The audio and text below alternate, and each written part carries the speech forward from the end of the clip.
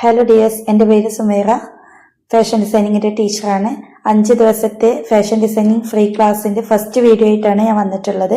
നിങ്ങൾ ഈ സ്ക്രീനിൽ കണ്ടുകൊണ്ടിരിക്കുന്നത് നമ്മളുടെ ഫാഷൻ ഡിസൈനിങ്ങിൻ്റെ സ്റ്റുഡൻസ് ചെയ്ത വർക്കുകളാണ്. അപ്പോൾ ഫാഷൻ ഡിസൈനിങ് പഠിച്ചാൽ നമുക്ക് ഒരുപാട് മേഖലകളിൽ എത്തിപ്പെടാൻ പറ്റും. നമുക്ക് സ്വയം ഒരു വരുമാനമാക്കി എടുക്കാൻ പറ്റും.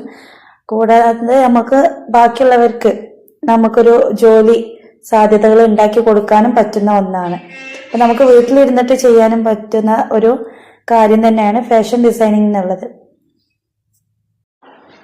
ഹലോ ഡിയേഴ്സ്, അപ്പം നമ്മളുടെ ഫസ്റ്റ് ക്ലാസ് നമ്മളിവിടെ സ്റ്റാർട്ട് ചെയ്യാണ്.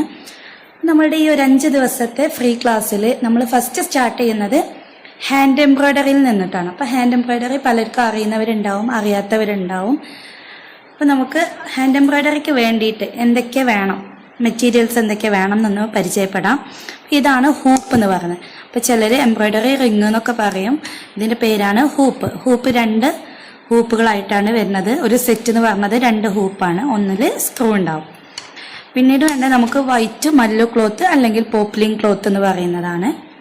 പിന്നീട് വേണ്ടത് നമുക്ക് ത്രെഡ്. നമുക്ക് എംബ്രോയ്ഡറി ചെയ്യാൻ വേണ്ടിയിട്ട് എംബ്രോയ്ഡറി ത്രെഡുകൾ അവൈലബിൾ ആണ്.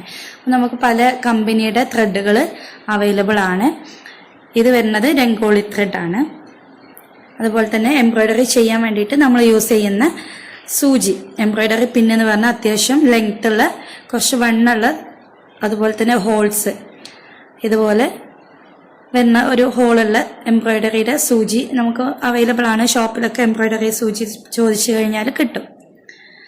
ഇത്രയും കാര്യങ്ങളാണ് നമുക്ക് മെയിനായിട്ട് വേണ്ടത്. പിന്നെ നമുക്ക് ത്രെഡ് കട്ട് ചെയ്യാൻ വേണ്ടിയിട്ടുള്ള ഒരു ട്രിമ്മർ ആവശ്യമുണ്ട്. അതുപോലെ തന്നെ പിക്ചർ വരയ്ക്കാൻ കാർബൺ പേപ്പർ. അപ്പം നേരിട്ട് നമ്മൾ പെൻസിൽ കൊണ്ടോ പെന്ന് കൊണ്ടോ ഒന്നും നമ്മൾ ക്ലോത്തിൽ എംബ്രോയ്ഡറിയിൽ ചെയ്യാൻ പാടില്ല. അതിന് വേണ്ടിയിട്ടാണ് നമ്മൾ യെല്ലോ കാർബൺ പേപ്പർ നിർബന്ധമായിട്ടും വാങ്ങിക്കണം എന്ന് പറയാൻ കാരണം. ഹാൻഡ് എംബ്രോയ്ഡറി പഠിച്ചവർക്ക് അറിയാം, നമ്മൾ നിർബന്ധമായിട്ടും യെല്ലോ കാർബൺ പേപ്പർ വെച്ചിട്ടാണ് വരയ്ക്കാറുള്ളത്. നമ്മൾ ഈ ഒരു പിക്ചറിനെ എങ്ങനെയൊക്കെ വരക്കും എന്നുള്ളതും ഹാൻഡ് എംബ്രോയ്ഡറിയിൽ എന്തൊക്കെയാണ് വരുന്നത് എന്നുള്ളതൊക്കെ നമുക്ക് നോക്കാം. ഹാൻഡ് എംബ്രോയ്ഡറി നമുക്ക് ഫസ്റ്റ്, ഇപ്പോൾ തീരെ അറിയാത്തവരുണ്ടാവും, അറിയുന്നവരുണ്ടാവും. അപ്പോൾ അറിയാത്തവർക്ക് വേണ്ടിയിട്ട് നമുക്ക് സ്റ്റാർട്ട് ചെയ്യുന്നതിന് ചെറിയ ഒരു സ്റ്റിച്ചിൽ നിന്നിട്ട് തന്നെ സ്റ്റാർട്ട് ചെയ്യാം. നമ്മളുടെ മല്ലു ക്ലോത്തിനെ നമ്മൾ ഇതുപോലെ നിവർത്തി വെക്കാം. നിവർത്തി വെച്ചിട്ട് നമ്മളുടെ ഹൂപ്പ് എടുക്കുക. ഈ ഹൂപ്പിൻ്റെ 2 എണ്ണം സ്പ്ലിറ്റ് ചെയ്തതിന് ശേഷം ഈ ഒരു ഫുൾ റൗണ്ട് വരുന്ന ഹൂപ്പിനെ അടിവശത്ത് വെച്ച് ഈ ക്ലോത്തിന് മുകളിൽ വരുന്ന രീതിയിൽ വെച്ച് കൊടുക്കുക. അപ്പോൾ ഈ ഹൂപ്പിൻ്റെ 4 സൈഡ്, അതായത് ഫുൾ റൗണ്ടിൽ നമുക്ക് കുറച്ച് ഗ്യാപ്പ് വേണം. 1 ഇഞ്ചിലെങ്കിലും ഗ്യാപ്പ് ഇട്ടിട്ട് വേണം നമ്മൾ ഇതുപോലെ വെച്ച് കൊടുക്കാൻ വേണ്ടിയിട്ട്. ഇനി നമ്മൾ ഈ ഒരു സ്ക്രൂ വരുന്ന ഹൂപ്പിനെ മുകളിൽ വെച്ച് കൊടുക്കുകയാണ്. വെച്ച് കൊടുത്ത് നമ്മളിതിനെ അമർത്തി കൊടുക്കുക. ഈ ഒരു ഹൂപ്പിൽ സെറ്റാക്കി കൊടുക്കുക. സെറ്റാക്കി കൊടുക്കുമ്പോൾ നമ്മൾ ഈ ഒരു സ്ക്രൂവിനെ ലൂസാക്കി കൊടുത്തു കഴിഞ്ഞാൽ പെട്ടെന്ന് ഇതിൽ നമുക്ക് വെക്കാൻ കഴിയും. ഇനി നമ്മൾ എന്ത് ചെയ്യുക, വെച്ച് കഴിഞ്ഞാൽ നല്ലോണം ടൈറ്റാക്കി കൊടുക്കുക. നല്ലോണം നമ്മൾ ടൈറ്റാക്കി കൊടുക്കണം. ഈ ഒരു ഹൂപ്പിനെ നമ്മൾ ഇതുപോലെ ടൈറ്റാക്കി കൊടുത്ത് ക്ലോത്തിന് എല്ലാ സൈഡിലും ക്ലോത്തിനെ ഇതുപോലെ ടൈറ്റാക്കി വലിച്ചു കൊടുക്കുക. എന്നാൽ മാത്രമേ നമ്മൾ വർക്ക് ചെയ്ത് കഴിഞ്ഞാൽ ഫിനിഷിങ് കിട്ടുള്ളൂ. നമ്മൾ ഈ ഒരു ഹൂപ്പിൽ നിന്നിട്ട് ഊരിക്കഴിഞ്ഞാലും നമുക്ക് ഫിനിഷിങ് കിട്ടണം, വർക്ക് ഫിനിഷിങ് കിട്ടണം എന്നുണ്ടെങ്കിൽ നമ്മൾ ഇതുപോലെ ടൈറ്റാക്കി പിടിച്ചു കൊടുക്കുക. ഇതുപോലെ ശബ്ദം വരുന്ന രീതിയിൽ വേണം നമ്മൾ ടൈറ്റാക്കി കൊടുക്കാൻ വേണ്ടിയിട്ട്. ഇതുപോലെ ടൈറ്റാക്കി കഴിഞ്ഞാൽ നമ്മൾ നെക്സ്റ്റ് ചെയ്യേണ്ട കാര്യം എന്ന് പറഞ്ഞാൽ, നമ്മൾ ഹാൻഡ് എംബ്രോയ്ഡറി സാധാരണ നോർമൽ കോഴ്സുകളൊക്കെ പഠിക്കുമ്പോൾ സ്റ്റിച്ച് ബോർഡ് എന്ന് പറഞ്ഞ സംഭവം ഉണ്ടാക്കും. നിങ്ങൾക്ക് അതിൻ്റെ ഒന്നും ആവശ്യം വരുന്നില്ല, ആകെ കുറച്ച് കാര്യങ്ങളുള്ളത് കൊണ്ടാണ്. നമുക്ക് ആദ്യം ഒരു കറക്റ്റ് ഒരു ലൈന് വരച്ചു കൊടുക്കാം. ഇതിന് മുകളിൽ നമ്മൾ ഫസ്റ്റത്തെ നമ്മൾ സ്റ്റിച്ചുകളിൽ നമ്മളെപ്പോഴും പഠിക്കുന്നത് റണ്ണിങ് സ്റ്റിച്ചാണ്. അപ്പോൾ റണ്ണിങ് സ്റ്റിച്ച് എന്ന് എഴുതി കൊടുക്കുക. നിങ്ങൾക്ക് പഠിക്കാൻ വേണ്ടിയിട്ടാണ് കേട്ടോ റണ്ണിങ് സ്റ്റിച്ച് എന്ന് എഴുതാൻ പറയുന്ന. പേരുകളൊന്നും മറന്നു പോകാണ്ടിരിക്കാൻ വേണ്ടിയിട്ട് റണ്ണിങ് സ്റ്റിച്ച് 3 എന്ന് എഴുതാം. അപ്പോൾ ഈ 3 എന്താന്ന് വെച്ചാൽ നമ്മളുടെ ത്രെഡ് വരുന്നത്, ഹാൻഡ് എംബ്രോയ്ഡറിയുടെ ത്രെഡ് വരുന്നത് ഈ ഒരു രൂപത്തിലാണ്. ഇതിന് ഇതുപോലെ 2 എൻഡിങ്ങും ഓപ്പണിങ്ങും ഭാഗം ഉണ്ടാവും. അപ്പോൾ ഒന്നിങ്ങനെ വലിച്ചു കഴിഞ്ഞാൽ പെട്ടെന്ന് ഇങ്ങനെ ഊരിപ്പോരും. ആ ഒരു പോർഷനാണ് നമ്മൾ എടുക്കേണ്ടത്. നമുക്ക് വേണ്ട അത്ര ലെങ്ത് ഇതുപോലെ കട്ട് ചെയ്തെടുക്കാം. ഈ ഒരു ത്രെഡ് വരുന്നത് 6 സ്ട്രാൻഡ്സ് ആയിട്ടാണ്, അതായത് 6 ഇഴകളായിട്ടാണ് ഇത് വരുന്നത്. ഈ ഒരു 3 എന്ന് എഴുതിയിട്ടുള്ളത് നമുക്ക് 3 ത്രെഡ് മതി.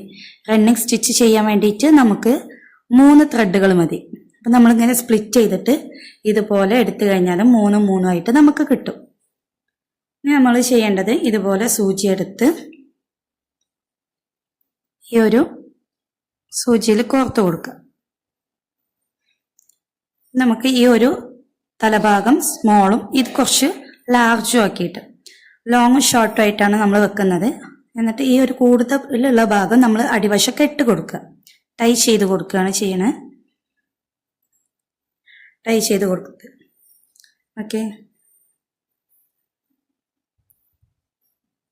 ഇനി നമ്മൾ ചെയ്യുന്നത് അടിവശത്ത് നിന്നും നമ്മൾ ഇതുപോലെ ഈ ഒരു ലൈനിൽ കുത്തിയെടുക്കണം.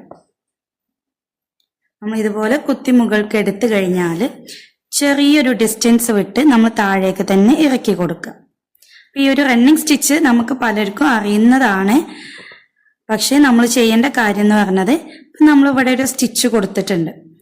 ഈ ഒരു സെയിം ഡിസ്റ്റൻസ്, ഈ ഒരു സ്റ്റിച്ചിന്റെ സെയിം ഡിസ്റ്റൻസ് വിട്ട് കഴിഞ്ഞിട്ട് നമ്മൾ നെക്സ്റ്റ് സ്റ്റിച്ച് ഇതുപോലെ സ്റ്റാർട്ട് ചെയ്യാം. ഇതുപോലെ നമുക്ക് സെയിം ഡിസ്റ്റൻസ് കീപ്പ് ചെയ്തിട്ട് വേണം. ഇതിന്റെ ഇടയിലുള്ള ഗ്യാപ്പും അതുപോലെ സ്റ്റിച്ചുകൾ തമ്മിലുള്ളത് ഒരു അകലവും സെയിം ആയിട്ട് വേണം വരാൻ വേണ്ടിയിട്ട്. നമുക്കിതൊന്ന് ഫിനിഷ് ചെയ്തെടുക്കാം. ഞാൻ എന്ത് ചെയ്തിട്ടുണ്ട്, ഈ ഒരു ലൈന് ഫുള്ളായിട്ട് ഫില്ല് ചെയ്തെടുത്തിട്ടുണ്ട്.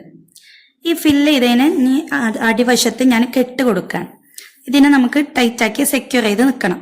ഇതിനു മുമ്പുള്ള സ്റ്റിച്ചിന്റെ ഉള്ളിലൂടെ നമ്മൾ സൂചിയെ കടത്തിയെടുക്കുകയാണ്. എന്നിട്ട് ഒന്നുകൂടെ ഇതിന്റെ ഉള്ളിലൂടെ വലിച്ചു കൊടുക്കുക, ടൈറ്റാക്കി കൊടുക്കുക. വേണം എന്നുണ്ടെങ്കിൽ 2 എണ്ണത്തിന്റെ ഉള്ളിലൂടെ ഇങ്ങനെ ടൈറ്റാക്കിയിട്ട് നമുക്ക് കൊടുക്കാം. ഇനി നെക്സ്റ്റ് നമ്മൾ ചെയ്യേണ്ടത് എന്താന്ന് വെച്ചാൽ ഇതിന്റെ ഈ ഒരു റണ്ണിങ് വെച്ചിട്ട് ഈ ഒരു സ്റ്റിച്ച് വെച്ചിട്ട് നമ്മളൊരു പിക്ചർ ചെയ്യണം. ഞാൻ ജസ്റ്റ് ഒരു ഡെമോ കാണിച്ചു തരാം. ഞാൻ ഈ ഒരു പേപ്പറിൽ ഒരു ഫ്ലവർ വരയ്ക്കണം. നിങ്ങൾക്ക് പിൻട്രസ്റ്റിലൊക്കെ നോക്കിക്കഴിഞ്ഞാൽ ഒരുപാട് പിക്ചേഴ്സ് കിട്ടും. അല്ല എന്നുണ്ടെങ്കിൽ കുട്ടികളുടെ ബുക്കിലൊക്കെ ഉണ്ടാവും. ഒരുപാട് പിക്ചേഴ്സ് നമുക്ക് അവൈലബിൾ ആയിട്ട് കിട്ടും. അങ്ങനെയുള്ള പിക്ചേഴ്സൊക്കെ എടുത്തിട്ട് ചെയ്യുക. ഇതുപോലെ കുഞ്ഞു കുഞ്ഞു പിക്ചറല്ല, നല്ല പിക്ചേഴ്സൊക്കെ വെച്ചിട്ട് ചെയ്യുക കേട്ടോ. നമ്മൾ ചെയ്യേണ്ടത് ഇതുപോലെ കാർബൺ പേപ്പറിന്റെ ഈ യെല്ലോ പോർഷന് നമ്മളുടെ ക്ലോത്തിൽ ഇങ്ങനെ അറ്റാച്ച് ചെയ്ത് കൊടുക്കുക. എന്നിട്ട് നമുക്ക് നമ്മളുടെ കയ്യിൽ എന്ത് പിക്ചറാണോ ഉള്ളത് അത് ഇതുപോലെ മുകളിൽ വെച്ച് കൊടുക്കുക. എന്നിട്ട് ഇതിന്റെ മുകളിലൂടെ പലർക്കും അറിയുന്നുണ്ടാവും സ്കെച്ചൊക്കെ എടുക്കാൻ. ആ സെയിം മെത്തേഡാണ് നമ്മൾ ചെയ്യുന്നത്. ഓക്കെ, ഇതുപോലെ വരച്ചെടുക്കുക. ഇതിന് മുകൾ കൂടെ വരക്കുമ്പോൾ ഇതിന്റെ ഒരു യെല്ലോ പോർഷന്, യെല്ലോ കാർബൺ പേപ്പർ വെച്ചിട്ട് വരയ്ക്കുമ്പോൾ യെല്ലോ കളറിൽ ഇതുപോലെ കിട്ടും. ഇനി നമ്മൾ ചെയ്യേണ്ടത് ഈ ഒരു റണ്ണിങ് വെച്ചിട്ട് ഈ ഒരു ഫ്ലവറിനെ ഫില്ല് ചെയ്തെടുക്കുക എന്നുള്ളതാണ്. എങ്ങനെ ഫില്ല് ചെയ്തെടുക്കുക എന്നുള്ളതും കൂടെ കാണിച്ചു തരാം കേട്ടോ. നമ്മൾ ഇതുപോലെ റണ്ണിങ് വെച്ചിട്ട് തന്നെ ചെയ്ത് കൊടുക്കുക. അപ്പോൾ ഇതൊക്കെ ഔട്ട്ലൈൻസ് ആണ്. നമ്മൾ റണ്ണിങ് സ്റ്റിച്ച് എന്നൊക്കെ പറയുന്നത് ഔട്ട്ലൈൻ ചെയ്ത് കൊടുത്ത് എടുക്കുന്ന വർക്കാണ്. അപ്പോൾ കൈവഴക്കം കിട്ടാൻ വേണ്ടിയിട്ടാണ് നമ്മൾ ഫസ്റ്റ് തന്നെ റണ്ണിങ് സ്റ്റിച്ചിൽ നിന്ന് സ്റ്റാർട്ട് ചെയ്യുന്നത്. നിങ്ങൾക്കൊരു ഐഡിയ കിട്ടും വേണമല്ലോ. നമ്മൾ ആദ്യം തന്നെ ഹെവി ആയിട്ടുള്ള എന്തെങ്കിലും പഠിച്ചു കഴിഞ്ഞാൽ നിങ്ങൾക്ക് ഒന്നും ക്ലിയർ ആവില്ല.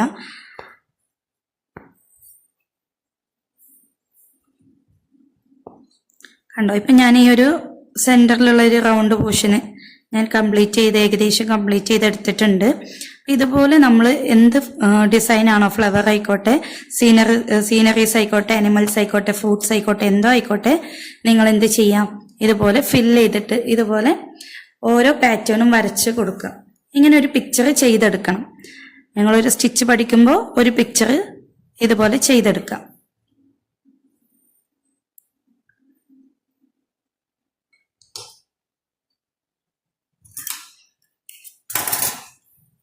ഓക്കെ, റണ്ണിങ് സ്റ്റിച്ച് വെച്ചിട്ട് ചെയ്ത വർക്കാണ് കേട്ടോ ഇത്.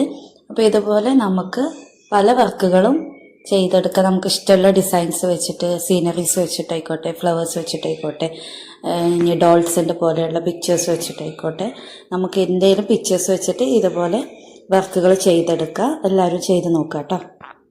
Thank you.